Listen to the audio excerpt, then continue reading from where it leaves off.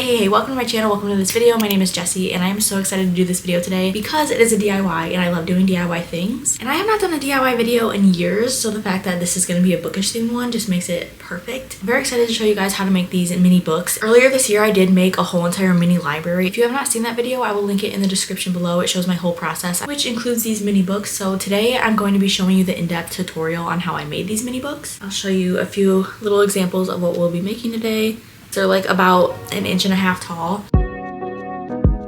First up, of course, you gotta have your books. So you're gonna need printer paper and cardstock. I recommend cardstock. You don't necessarily need a heavier weight paper. You can just use printer paper for the cover and the pages of the book. But I recommend cardstock for the cover just because it'll hold up a little better. And then the regular printer paper you'll just be using to fold and have those pages in your book. Of course, with that, you also need a printer. So if you don't have a printer, you can go to somewhere and get these pages printed out after you make your little books. Next up, you are gonna need some scissors to cut out your books and your pages. And then you will also need a little brush and some Mod Podge, which this is my old crusty dusty Mod Podge that I've had for like 800 years. You'll also need either a pen or like this, I don't know what these are called, like a paper presser downer.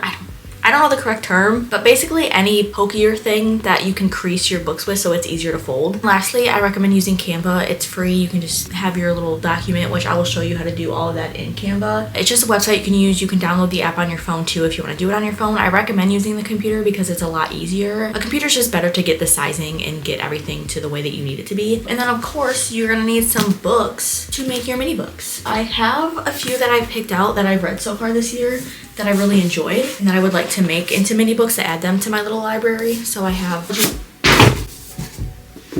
6 Crimson Cranes duology, and then I also have the Poppy War trilogy, minus the Poppy War because I just chucked that book on the floor. Now we're gonna get to the whole process of how I make these from start to finish, and I will see you over on my computer. Alrighty, so as you can see here, I'm in Canva. I have all of the books that I previously made on here. Now, some of them, if we zoom in, I can show you that I have the full entire cover. City of Bones, I only found the cover, so the spine I zoomed in on the cover and was able to get that title, but the back cover, I just had to flip that over. So you may have to do that with some of them depending on what you find online. Some I don't have a spine at all, so as you can see with Fairy Tale, I just have the color that matches the cover. You can also take a picture of the book yourself and the spine and the back cover and upload that onto Canva from your phone. But first, if you go to just Canva, type in canva.com, over here on the right, you're going to see create a design. You're going to want to click on that, and then it'll give you some examples of designs that you can do. You can see the sizing if you scroll down to some of them. Since you're printing on a regular size piece of paper, you're going to want to go to Flyer, which is 8.5 by 11. That'll open a new tab for you, and then you are stuck here with a blank design.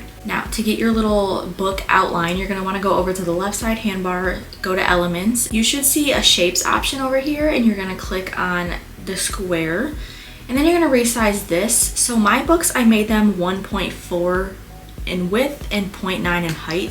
Just because when I made my little library, I had certain shelves that the books had to fit on. You can make them different sizes, whatever you prefer. But for me, I had to make them that specific size. So we're going to go down to a 1.4 and a 0.9 for height. Now we're just going to move this over to the corner because we're going to have quite a bit of books on here.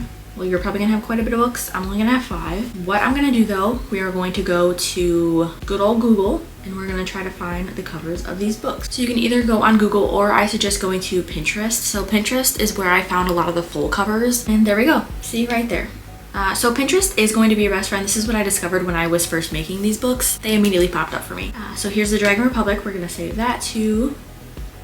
You can see all the other books popping up in the suggested searches if you scroll down. A lot of them are popular books, so if you want to make popular books, it's going to be super easy for you. Now that we have our pictures, we're going to go back to Canva, go back to our little layout right here. Now I have all of my downloads. You can just drag and drop over to Canva depending on what computer you have or what you're using, but you can go over to the upload portion in the middle of Canva on the left side and upload your files. We're going to start with Poppy War. We're going to put that up here. You're just going to resize this down to match your square that you made before. You want to go and just duplicate this for how many books you want.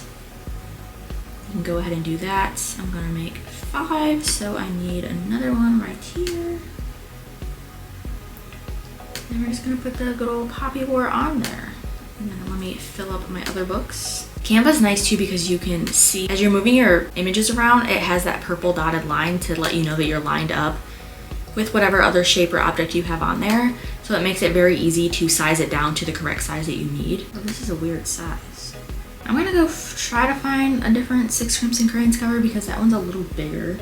All right, so I don't think I'm gonna get the full book cover for this, so I am going to show you just how to do the other way. Now we're just gonna upload that singular cover and then we're gonna resize that down to fit the size of this box. Once you have that lined up, you are going to change the box color in the back. If you click on that original box that you put in there, up at the top there is that little color circle. Click on that and then you can use the add a new color option and then go to the eyedropper to pick the color from the cover. That way you can match it to the best of your ability. If you scroll down a little bit, you'll see that the images that you put in have suggested colors that you can use. What you're gonna do is you're going to click on 6 Crimson Crayons again, click on your book cover. Right above that, you're gonna see that 2 little rectangle thing. It's gonna say duplicate. You're gonna click on that. And then you are going to push it all the way over to the left side. At the bottom, you're gonna see that rotation tool. You are just going to rotate that 180 degrees. And then you have your upside down book cover. We still have the spine right here. And I'm gonna try to do a little cheat and use the cover that I had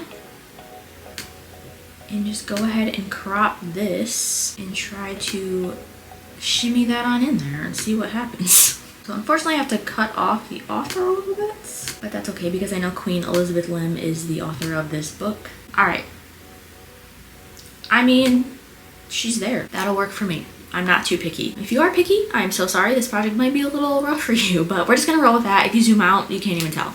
Perfect. So there are the 5 books that I wanted to create. Like I said, if you can't find a spine, you can always just match the color to the cover of the book. If not, you can take your own pictures, upload those, and try your best to size it to fit into that little section. We're gonna print this out on our cardstock, so go ahead and put cardstock into your printer if you have that. If not, you can use your regular printer paper. All right, once you have your covers printed out, go ahead and cut them out. I'm just gonna use my scissors. These are fabric scissors, but they have been put to work with fabric enough. Okay, my printer is not good. There are so many lines on these covers. Hopefully you have a better experience with your printing because I definitely don't. Once you have all of your book covers, you're gonna cut out the inside pages. Depending on how many books you are making, you're gonna need a different amount of printer paper. But for right now, I just have 4. You're going to figure out what size you need to cut these. I would recommend cutting them just a tad bit shorter than your book cover.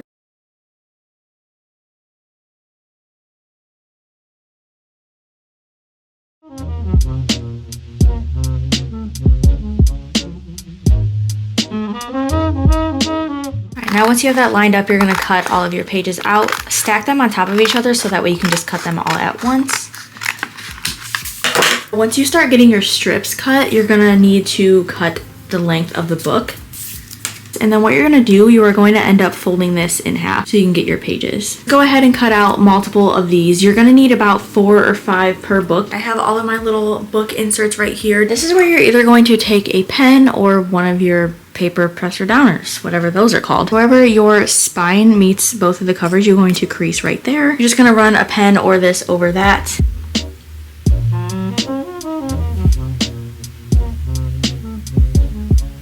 It doesn't have to be too much pressure at all, but then you're going to have your little creases in there and you can see it's going to make that cover very easy for you to fold. So just like so, fold that front over and then fold that back over. You'll be able to feel where the crease is. So then as you can see, you have your spine.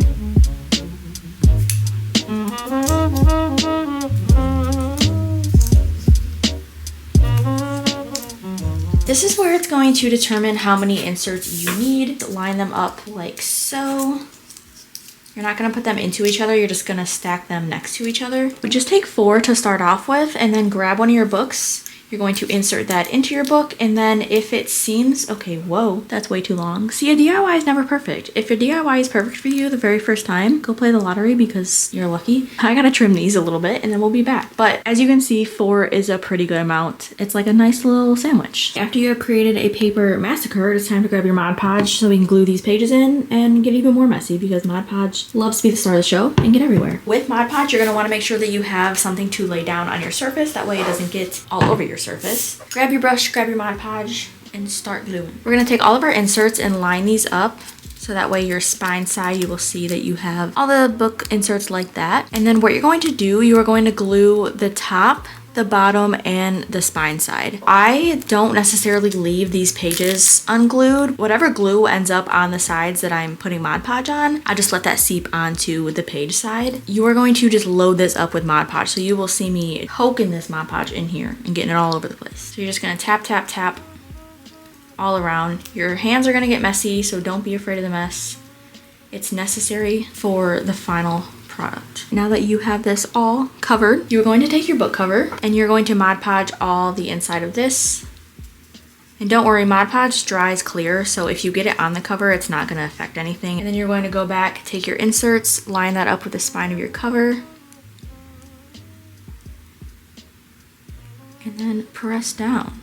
Now, if you squeeze a little bit, you're gonna get a lot of stuff coming out. So what you're gonna do, you're just gonna go back and take your brush and tap down again. Just make sure those covers are secure to your inserts. After you let them dry, some of them may open up like this. So that's when you need to go in and put Mod Podge between the pages. Some of them do stay put, but you will find that some of them just do not wanna be closed. So just go in there, put some little Mod Podge between the pages, and then press down a little bit.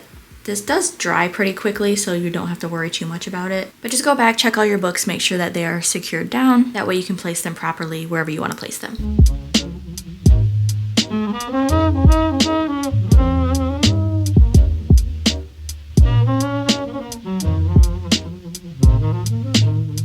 Alright guys, we are done. Look how cute these are. Look how mini. It's literally so adorable.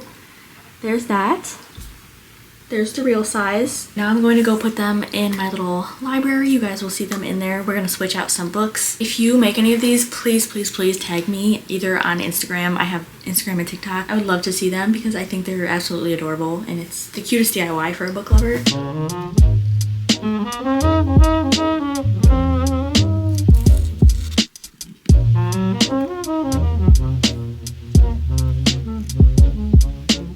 Alright, that is it for the DIY mini book tutorial. I hope you guys enjoyed it. If you have any questions at all, feel free to comment, ask me them, and I will try my best to answer them, just in case I didn't explain anything in the best way that I could have. Thank you for watching, and thank you for sticking around through this tutorial. I will see you in my next video, whatever that may be. I hope you have a great day and a great night wherever you are, and I will see you later. Bye!